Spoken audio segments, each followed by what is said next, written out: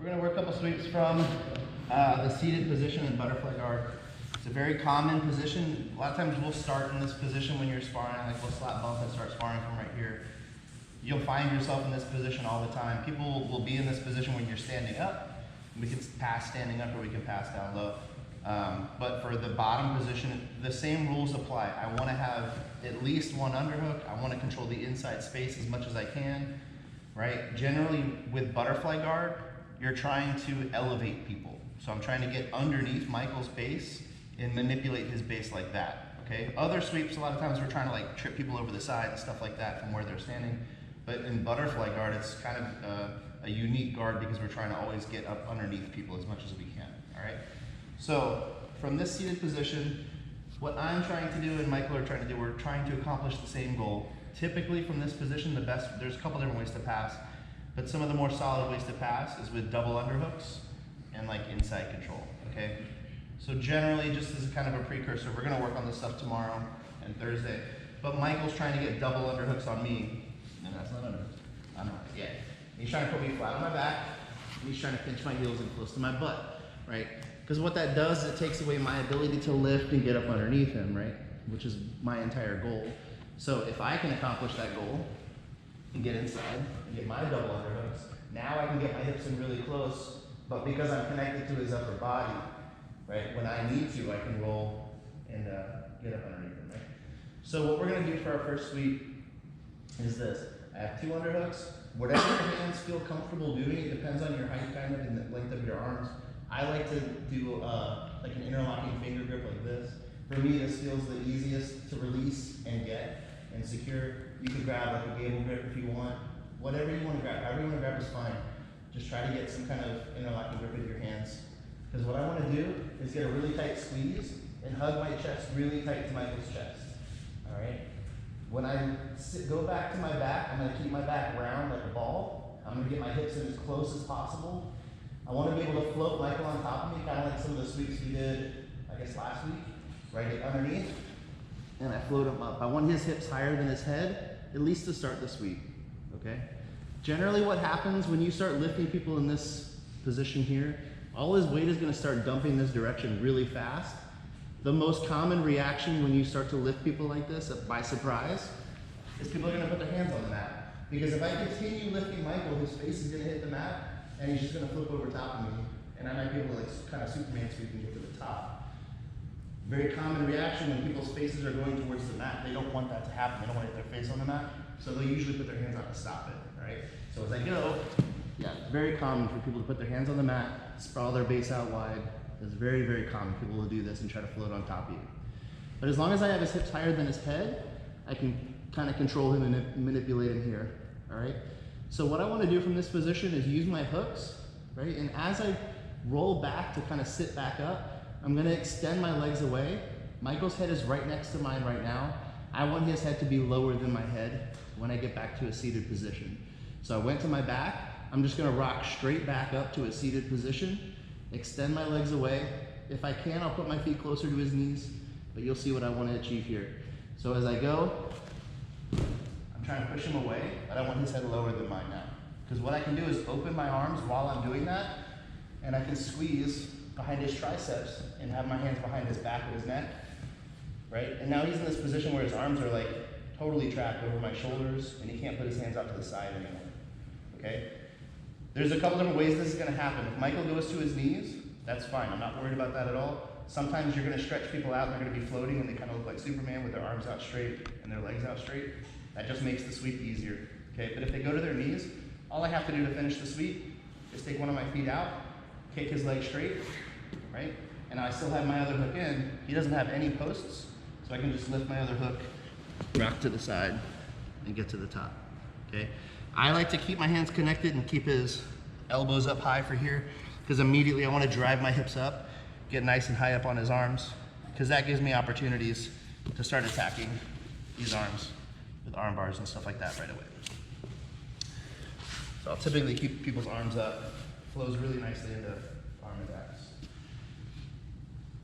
So I'm gonna do it all in one move though, right? So I scoot in, I get my double underhooks really quick, and I wanna try to get that arm position as I'm stretching him back before he settles his weight. So I go up, kick him back, settle. See how now his knees are out? If you do it with momentum, it ends up working a little bit easier. But now he has like no base anywhere, right? So I can just roll, get to the top, and immediately drive my hips up high under his armpits and start to attack Americanas, arm bars, all sorts of stuff. But typically this is all gonna happen kind of in one fluid motion, right? I get in, I rock back, go back up, and just roll to the side, get up to the top, and attack. But again, sometimes people, a little more seasoned people are gonna be able to rebase their knees. Maybe you weren't quick enough, right? So you still get the arms trapped, but his knees go to the mat. Yeah, people are gonna be like this, right? I can't just flip him down because he has base, right? I gotta take away one of these posts. Stomp it out, climb to the top, and then attack the arms. Cool. And give it a shot. Let's do it. Super fun. All right, 1, 2, 3. Okay, so really quick, when you get to this position, when you are, so when I flip Michael, he gets his arms up over his head. The reason why we're getting to this position here is to take the power of his arms away, take his posts away. All right. If you're too low on the arms, like your lats are some of the strongest muscles in your body. So if I'm here and I'm too low, I'm not on the back of his neck or the back of his head. Michael's gonna be able to pull his elbows down to his hip. No, just outside. Yeah. If he just pinches like that, now when I go to the side, he's gonna put his hand out and stop the sweep. Either direction, you've got posts. Like put your hand on the mat. Yeah. I'm not gonna be able to sweep in that direction anymore because I can't take that away, all right? So it's important that we get up and we're keeping his arms straight so now he can't pinch his elbows back to his hip. But I don't wanna go too high up here because if he's able to turn his thumbs to the ceiling and pull his elbows in, he's gonna get out that way. Okay, so you kinda have to find this sweet spot where we get right on the back of the head. So I'm able to pinch in really tight on the back of his triceps, and he can't pull his elbows into the inside, and he can't pull them to the outside either. Okay, that's what we're looking for in this position, right? And then for the leg thing, Michelle actually just had a good visual. Stand up. So if you guys remember, let's go stand up. If you guys remember the crab ride stuff, some of you guys remember this, some of you guys don't. When we're taking somebody's back from like Daily Huber Garden, a couple other positions, we get to this position here, we have the hooks in the back of the knees. Right? And then we sit up and extend our legs away to sit them in our lap. That's what I'm doing with my legs to get him to stretch his knees out. Okay? If you don't do that, then they're probably going to end up on their knees, which is not the worst thing in the world. But if you can make them float and be completely stretched out from the start, the sweep is way easier, way harder to stop. Right? So as I come up, I'm doing the thing with my arms and with my legs. So it does take a little bit of like, it's a lot of processes happening at the same time. So see how I extended my legs? My legs are almost straight, but he's like totally like pancaked out, which means I can easily just pick either direction and roll, and it's super easy for me. Okay? So do extend your legs a little bit. I don't want to sit back up and be here with my knees super tight underneath my body. I'd rather be more stretched out. That way I know he's stretched out over top of me. Okay? All right, let's keep going. 1, 2, 3. So now we're going to use this sweep to transition into an attack. It flows really well with the sweep, but we could also attack this without even attempting that sweep at all. I'll show you that after I do it once.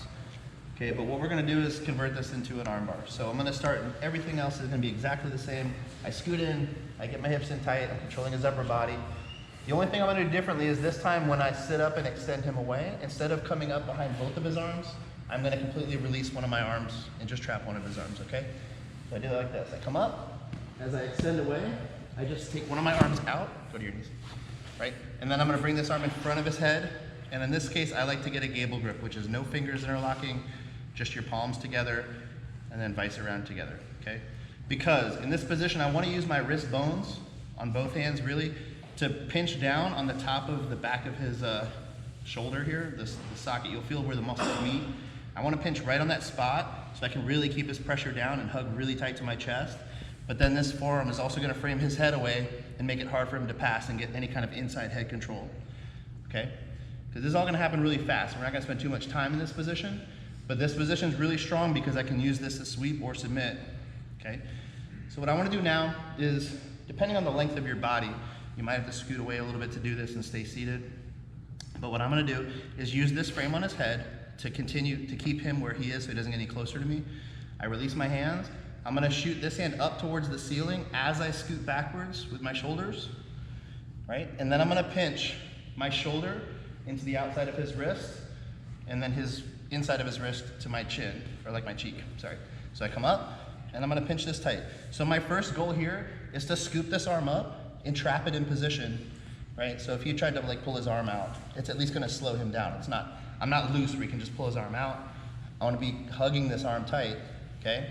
Because I'm gonna continue to reach my arm up and around in a circle as high as I can. I'm reaching all the way to the ceiling, with the biggest, widest arc I can make, and then I'm gonna swing this arm all the way in front of his face, right? And just kind of rest it here. Okay, now I can take this arm out, and this arm's gonna reach around. I'm gonna grab my tricep as far as I can on top of my arm, right? So my elbow's really open. And now I just close my elbow down to my hip to create tension on the back of the elbow to get the tap, okay? Instead of trying to, like the traditional way of doing these arm bars, and as you get really good at them, you can do this differently, but you would either grab the elbow right on the elbow joint and pull it down like this, or grip over top of it, and it's really fast and tight. But the problem is if you're trying to like find the elbow, in the process of trying to find it and get it in the right spot, he's just gonna turn his thumb to the ceiling and escape the arm bar. Pull his elbow down, right? And now he's out of it, okay? So I have to do this quick. So as I'm scooting away, I just reach up and over, grab my own tricep, and as I twist and pull down, you can make a ton of pressure on the back of the elbow, okay? If I was doing this without the sweep at all, sometimes it's a little bit easier to drill it this way. Maybe I was inside on this inside tight position here. He's got to overhook because he can't get his underhook and all that stuff. My head's in the right spot. I can always scoot back, trap the arm, come over and attack it right here. I can do this from closed guard. We can do this from knee on belly, mount. There's a whole bunch of different positions we can do this arm bar from. It's very common, but there's a really cool way to set it up, all right? So again, I'm gonna scoot in for my sweep, get my inside control, and I'm just gonna trap one of those arms as I sit up. So I can back, right? And I'm ready to go. I've actually already got the right spot, so all I'd have to do is go up and over, grab my elbow, pull down, all right? I still want my legs to be engaged. If I have hooks, I'm gonna keep them here, right? You can also take your feet, put them on people's hips, all right? But I wanna be close enough that I'm sitting up as I'm finishing the submission. I don't wanna be leaning back. So if you're leaning back like this trying to finish, it's not gonna work because the more you hug the arm, you're just pulling it into your own belly and it's not gonna hyperextend it. We need this space here between us, this void right here. I need that to pull his elbow into to break it, okay? If my chest is here, it's just not gonna hurt his elbow at all right? So if you guys wanna just start without doing all that, because maybe that isn't the hardest part, is getting the timing right for that. Just start in this position, sitting up, hips are far away, framing on the head like this, pulling the shoulder down into your lap, framing the head away, right? So I'm gonna scoot my hips away a little bit, push his head up, slide back to the wrist with my ear, over the arm, grab my own tricep, pinch my elbow down to my hip. So I'm not pulling down straight like this, I'm twisting in a circle and pulling my elbow down to the floor, this elbow down to the floor, okay? To finish the arm bar. Now if he happens to spin his arm or something like that, the other way, rotate, right? I've still got tons of submissions I can do from this position, so you're not out of the water if you lose the straight arm bar, don't worry about that. There's still plenty of things. We can take the back easily from right here, omoplata, all sorts of stuff, okay? So one more time, really fast. Come in, right? Lift like before. Extend away, just trap the one arm. Right? If he flattens out too, that's not my problem. It's only gonna make the submission worse for him. So when you guys are drilling, I recommend being on the knees just because it's a lot of work to stay like good, bring your knee up. Yeah, it's more comfortable for you guys to be on your knees like that, right? So the reason why this armbar works though, is because I'm making a really wide fulcrum across the back of his arm. Instead of trying to make a really small fulcrum and put it in exactly the right spot, because I'm wrapping my arm all the way around his arm, I'm making a fulcrum that starts all the way up here and extends all the way to his shoulder. So no matter what, if I just grab somewhere near his elbow and pull on it, I'm eventually gonna get the tap, okay? And for some reason, he grabs my back and I can't get the arm lock because I can't straighten his arm, that's fine. I'm just gonna use this as a trapped post, lean to my left, use my butterfly hook, sweep, and get to the mount, all right? So if you miss the arm bar either way, whether it's he rotates his arm or if he bends his arm too much, you're still either going to get a sweep or a submission out of it. So it's very strong. That shoulder clamp is a really strong position. Any questions? Let's do it. 1, 2, 3. So when we're in tight, actually turn this way so the camera can see your face. Just kidding. No. So when I move back, right, I'm sliding back and I really want to reach for the ceiling because the first thing really is to pinch this wrist. If I know I have this wrist clamped in tight here to the point where he can't just pull it away easily, I know that everything else is going to be in the right position. If I don't move back far enough and I'm too relaxed with that, he can go in or out and relieve that pressure, right? So as we're going away, like really, I want you guys to reach up and like try to trap this wrist as tight as you can between your neck and your shoulder, all right? But I'm still, like, seriously, I'm still reaching up far and I'm reaching towards his face because I can finish this with just this arm,